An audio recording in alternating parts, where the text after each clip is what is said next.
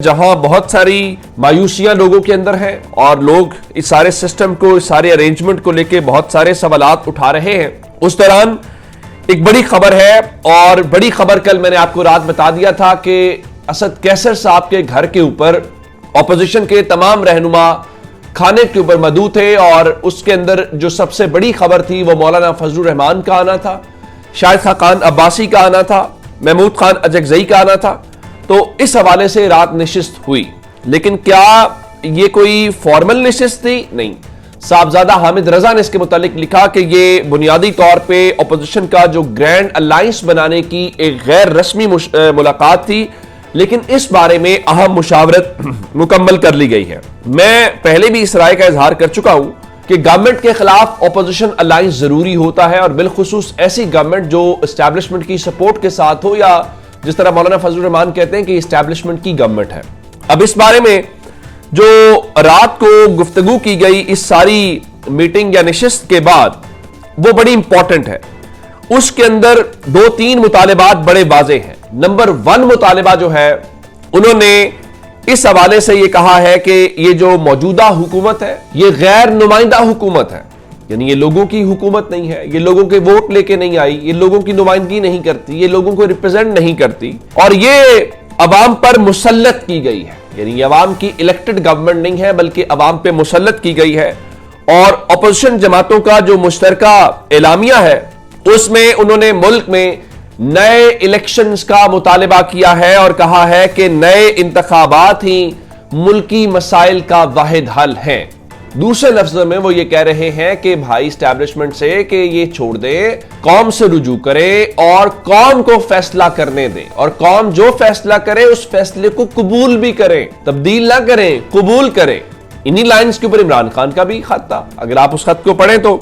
अच्छा, अब नंबर 1 मुतालिबा तो उनका ये था। नंबर 2 मुतालिबा उनका ये है कि सियासी कैदियों को रिहा किया जाए, और इसमें सियासी कैदी तहरीक इंसाफ के बहुत बड़ी तादाद के अंदर हैं, बड़े बड़े नाम हैं। पंजाब में महमूद रशीद, डॉक्टर यास्मीन राशिद, उमर सरफराज चीमा साहब, एजाज चौधरी साहब, ये सारे लोग कौन हैं? सियासी कैदी ही तो हैं। और इसके अलावा क्या बुशरा बीबी सियासी कैदी नहीं है? और सबसे बड़े सियासी कैदी तो खुद इमरान खान साहब है। तो करें आप रिहा, अपोजिशन अब मुश्तरका तौर पर। और ये इमरान खान के हवाले से या सियासी कैदियों के हवाले से तो मौलाना फजलुर रहमान भी हम आवाज है, इससे बड़ी बात क्या होगी। साथ ही उन्होंने ये मुतालिबा किया कि मुल्क में जारी जबर और फस्तायत को खत्म किया जाए। ये जो एक माहौल इस वक्त बनाया हुआ है ना घुटन का, इसको खत्म करें, इसको एक नॉर्मल मुल्क बनने दें। और साथ ही उन्होंने कहा कि पीका जैसे काले कानून को फिलफौर खत्म किया जाए। यानी आप ये देखिए, इसके ऊपर उन सब का वो मुतफिका तौर पे, यानी इसका मतलब है मौलाना फजलुर रहमान का मतलब JUI-FE, तहरीक इंसाफ, अचकजई, मुस्तफा नवाज खोखर, अल्लामा राजा नासिर अब्बास और साहबजादा हामिद रजा, ये सारे लोग जो हैं वो यक जुबान होकर बात कर रहे हैं। और इस हवाले से मौलाना साहब ने और अपोजिशन ने एक और मुतालिबा किया, वो इलेक्शन कमीशन और सिकंदर सुल्तान राजा से मुतल्लिक है। और उन्होंने ये कहा कि इलेक्शन कमीशन जो है मुनसिफाना इंतखाबात कराने में नाकाम रहा, और चीफ इलेक्शन कमिश्नर की रिटायरमेंट के बाद जिम्मेदारियां किसी मखसूस सोच की नुमाइंदगी है। फौरी तौर पे मुस्ताफी हो चीफ इलेक्शन कमिश्नर, नए इलेक्शन के लिए गैर जानिबदार और बाइख्तियार इलेक्शन कमीशन तश्कील दिया जाए। यानी वो इलेक्शंस का भी मुतालिबा कर रहे हैं, कवानीन की वापसी का भी कर रहे हैं, और इस सिस्टम के बचाने वाले जो किरदार हैं उनसे भी कह रहे हैं कि मेहरबानी करें, आपने बहुत कर लिया जो करना था, अब आप घर चले जाएं, आपकी बड़ी मेहरबानी होगी। इस हवाले से मेरे ख्याल से ये राइट डायरेक्शन के अंदर राइट स्टेप है, और ये खान साहब के मिशन की कामयाबी की अलामत है। और उन्होंने कहा था अपनी पार्टी को, इवन उन्होंने गंडापुर साहब को कहा कि आप जरा हाथ हौला रखें, माना कि आपका और मौलाना साहब का डेरा इस्माइल खान की सियासत के अंदर आप एक दूसरे से मुकाबला है, ठीक है, सियासत करें, एक दूसरे से मुकाबला भी करें, लेकिन फिलहाल कौम को इससे ज्यादा की जरूरत है। और इसमें खुद इमरान खान चाहे तो क्या मुश्किल था, पीपल्स पार्टी के साथ मिलकर हुकूमत बना लेते। ऑफर नहीं आई थी, पीपल्स पार्टी मानती नहीं है, मानती है।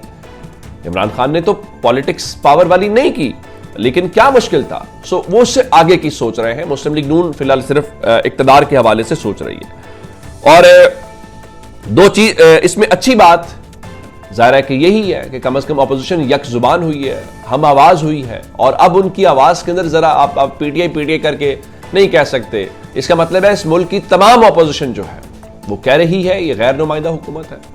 अच्छा, इसमें कुछ और भी चीजें हैं जो हमें जहन में रखनी चाहिए। जो यूरोपीय यूनियन की मैं तस्दीक वाली बात कर रहा हूं, मैंने आपको पहले भी बताया था कि जो यूरोपीय यूनियन के स्पेशल एनवॉय थे इंसानी हुकूक के, वो पाकिस्तान आए थे।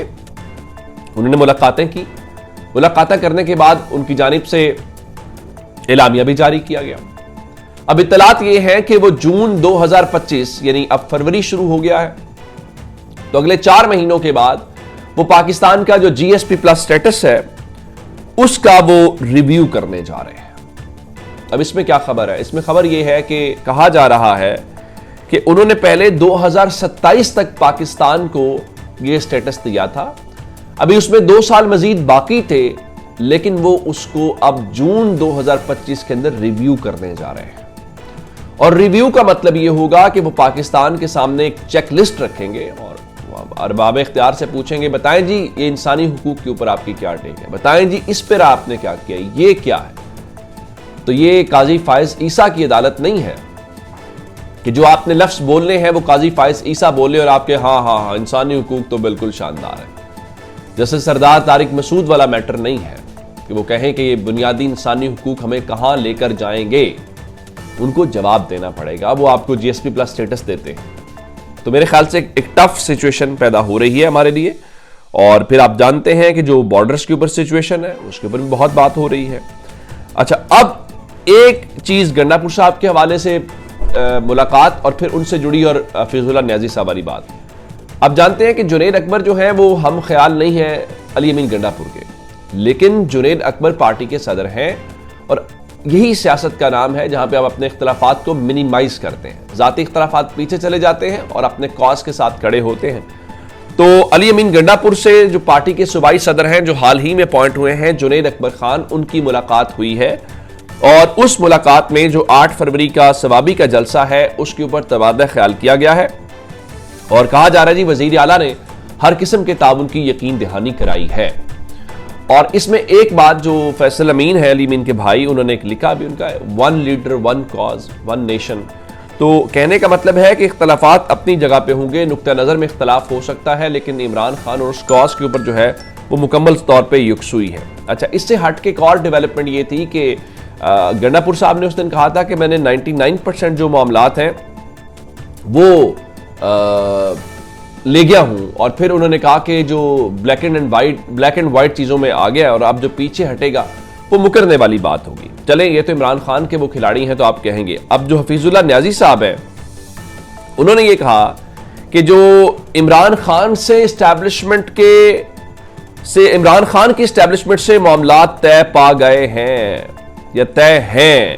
अब ये वो बात रात को ARY न्यूज के ऊपर बैठ के बात कर रहे थे, तो सवाल ये पैदा होता है कि आखिर ये सब बातें हो रही हैं तो फिर मुस्लिम लीग नून की परेशानी, फिर अपोजिशन का बनना, लेकिन खान साहब तो कोई ऐसी बात नहीं कर रहे कि मुझे कोई वजीर आजम बनाया जाए, वो तो कुछ और बात कर रहे हैं, वो तो कुछ कॉन्स्टिट्यूशनल रोल की बात कर रहे हैं। ये बड़ा इंटरेस्टिंग होगा। अपना बहुत सारा ख्याल रखिएगा। खुदा हाफिज।